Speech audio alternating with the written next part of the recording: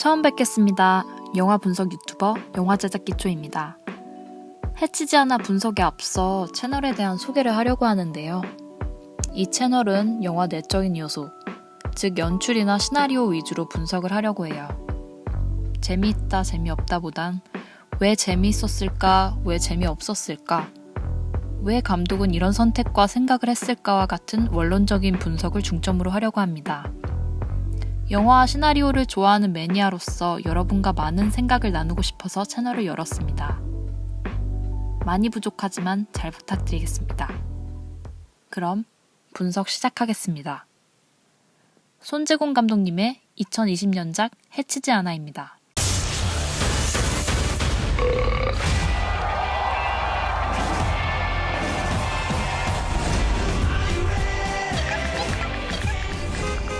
여러분이 가장 궁금해할 질문부터 답해야 할 것 같네요. 이 영화 재미있나요? 아쉽지만 저는 NO였습니다. 이런 영화 처음 봐? 라는 네이버 영화 소개와 달리 사실상 한국 코미디 영화 법칙에 크게 벗어나지 못한 이미 봤던 영화였습니다. 이미 보아왔던 영화라 해서 나쁜 영화는 아닙니다. 이미 보았더라도 관객들이 원하는 볼거리를 제공하고 지켜야 될 장르성을 충실히 지킨다면 좋은 영화가 될 수 있습니다. 기분 좋은 착한 영화입니다. 하지만 갈 길을 묵묵히 가는 모범생 같은 영화는 아니었어요. 첫 번째 문제는 캐릭터에 있습니다. 주인공인 강태수 말이죠. 영화의 초반부, 캐릭터 설정 단계에서 캐릭터의 능력을 보여주는 것은 굉장히 중요한 작업입니다. 그 능력이라는 것은 완력, 권력과 같은 외적으로 보이는 것부터 자비로움, 정의로움과 같은 캐릭터가 내적으로 품고 있는 것을 포함해서 말입니다. 그것을 통해서 관객들은 앞으로 일어날 상황을 기대하고 뒤에서 일어난 상황을 이해할 수 있기 때문이죠. 더 쉽게 예를 들어볼까요? 크리스토퍼 놀란 감독의 다크나이트의 오프닝은 조커의 은행털이 시퀀스로 시작됩니다. 이 시퀀스는 그 자체로도 훌륭한 엔터테인먼트예요. 영화의 장르성을 보여주고 관객들의 궁금증을 유발하며 극적 중심에 있는 캐릭터가 누군지 설명하고 있죠. 그 과정에서 우리는 자신도 모르게 캐릭터의 정보를 흡수하고 있어요. 조커가 얼마나 영리하고 이 캐릭터는 얼마나 위험한지를 말이죠. 이 과정은 관객으로 하여금 조커라는 캐릭터와 배트맨과의 대결 구도를 기대하고 상상하게 만들어요. 또한 후반부의 사건에 대한 논리적인 의문을 잠식시켜버립니다. 아니, 조커가 잡혀있는데 어떻게 배를 탈취했고 그 배에 폭탄을 설치했지? 건물의 인질들은 언제 잡았고 누가 범죄자로 위장시킨 거야? 라는 의문들보다는 조커라면 그럴 수 있겠다라고 감정적으로 이해해버리는 거죠. 이 모든 과정은 영화 초반부의 캐릭터 설정부터 시작인 거예요. 하지만 강태수를 보고 뭐라고 생각할까요? 사회 초년생이다? 주위의 친구에 비해 초라한 상황이다? 이 캐릭터가 처한 상황 말고 이 캐릭터에 대해, 이 캐릭터성에 대해서 우린 얼마나 알 수 있었나요? 아쉽지만 저는 많지 않았습니다. 맨발의 기봉이나 마라톤의 조승우는 달리기라도 잘해요. 요 근래 본 백두산에서 하정우 폭탄 해체씬은 괜히 있는 게 아니죠. 강태수가 변호사인 것과 이 영화와의 실질적인 관계는 뭐죠? 사실 영화에서 강태수의 직업이 증권가 초년생이든 마트 알바생이든 이야기에 큰 지장이 없습니다.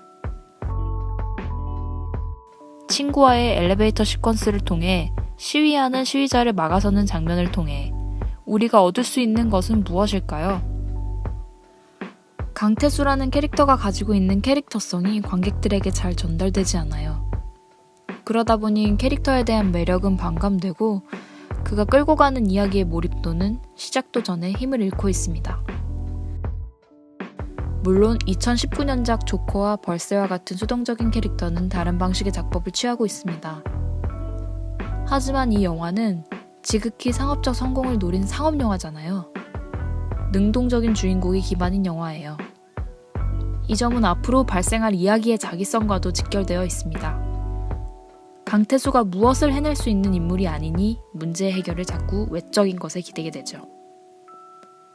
동물원의 원장으로 부임하게 된다는 최초의 사건에서 주인공의 목표는 망해가는 동물원을 살린다인데 강태수가 한 것은 뭘까요? 인간이 탈을 쓰고 연기한다? 사실상 강태수가 진행한 이 방법은 해결에 어떠한 영향도 못 미쳐요.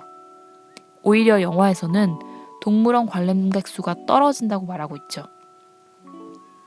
결국 이 사건의 해결은 외적인 인물에 의해 결정됩니다. 영화에서 갑자기 등장하는 관람객이 콜라를 던져서 그 콜라를 강태수의 탈센 곰이 먹고 그 상황을 관람객이 휴대폰으로 찍으면서 극적으로 해결되죠. 영화의 절반이나 되는 상황을 외적인 요소와 자기적인 설정으로 끌고 가니 강태수에게 과연 어떤 매력을 느낄 수 있고 어떤 재미를 느껴야 되나요? 두 번째 문제는 주된 갈등 상황에 대한 문제입니다. 일단 감독님이 너무 착해요. 영화에 나오는 캐릭터를 너무 사랑합니다. 주변 캐릭터에 대한 과감한 정리가 부족해요. 등장과 퇴장이 명확한 건 좋은데 그들이 있어야 할 때만 있어야 되는 거 아닌가요? 단편 영화가 아닌 장편 영화예요. 바주카포 쏘는 사람 1이 등장할 수도 있고 주인공 대신 죽어가는 또 우진과 맨날 진행시키는 또 경영이 나올 수 있어요. 그런데 문제는 영화의 주요 갈등은 이런 또 우진과 또 진행이 아닌 주인공에서 주인공과 관련된 상황에서 밀접하게 나아가야죠. 이 영화는 주인공이 동물원을 살리는 영화예요. 그 살리는 방법으로 인간이 동물 탈을 쓰고 동물 연기를 하는 거고요. 그렇다면 갈등의 시작은 이 상황, 즉 동물의 탕을 쓰고 있는 사람의 정체가 들킬까 말까의 문제에서 발생해야 되는 거 아닌가요? 그런데 이 부분과 직결된 부분이 너무 적어요. 주인공의 말마냥 다 그러려니 하죠. 동물이겠지. 자이언트 나무늘보라고 하니 크겠지. 코미디 영화라도 최소한의 서스펜스, 불안감은 이 부분에서 존재해야 되는 거 아닌가요? 왜 자꾸 김건훈 역할을 한 김성호와 김혜경 역할을 한 전여빈과 그의 전남친의 삼각관계 문제에서 왜 갈등의 골이 나오냐는 거죠. 정작 필요한 요소는 없고 이들이 그 자리를 차지하고 있어요. 심지어 영화 중반부 가장 큰 갈등인 황 대표에게 들키는 것도 전남친에게서 파생된 것이에요. 전남친이 황 대표한테 꼬지르잖아요. 결국 주인공과 관련된 갈등이 고롱이, 사롱이, 이름 이상하네. 저 고릴라 나랑 눈 마주쳤어. 이런 식으로 너무 쉽게 넘어가니까 주인공에게서 갈등이 파생될 수 없는 거예요. 주인공에게서 발생한 갈등이 너무나도 쉽게 마무리되고 그걸 반복해서 관객들이 보니까 강태수에게서의 위기감을 완전히 상실해버려요. 강태수에게서는 위기감을 줄 수 없으니까 주인공과 거리가 먼 직원의 전 남자친구가 꼬지르는 상황으로 클라이맥스를 여는 거죠. 이게 과연 맞는 방법이었을까요? 저는 의문이 듭니다.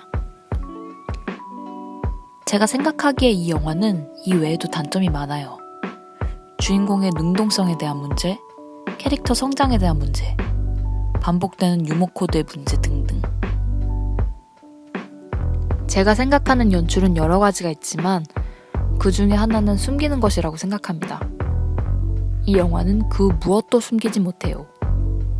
모든 것이 직설적이고 눈앞에 그려집니다.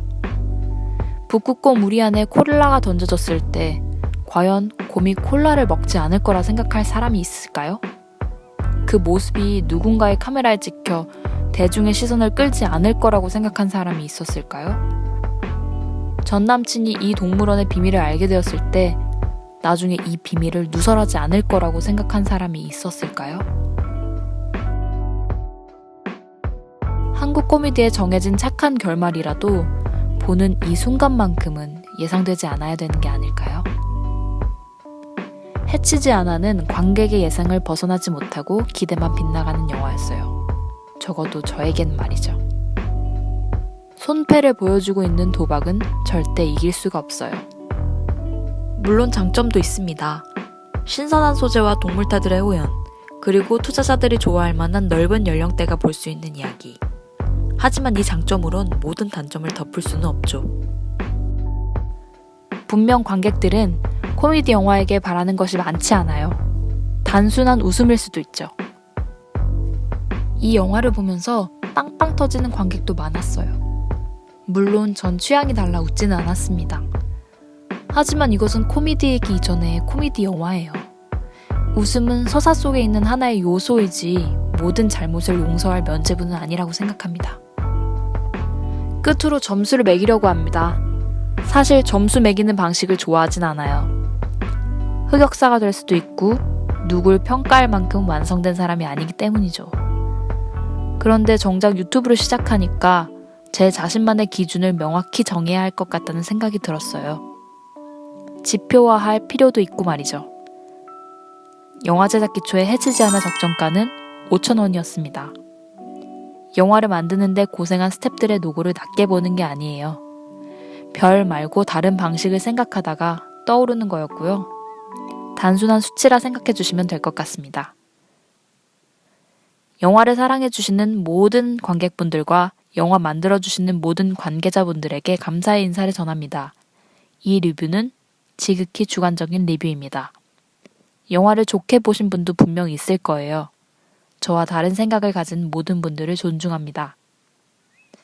끝으로 이 영상이 좋다고 생각되시면 구독과 좋아요를 부탁드립니다. 첫 리뷰라 긴장이 많이 되네요. 더 좋은 리뷰할 수 있도록 노력하겠습니다. 감사합니다.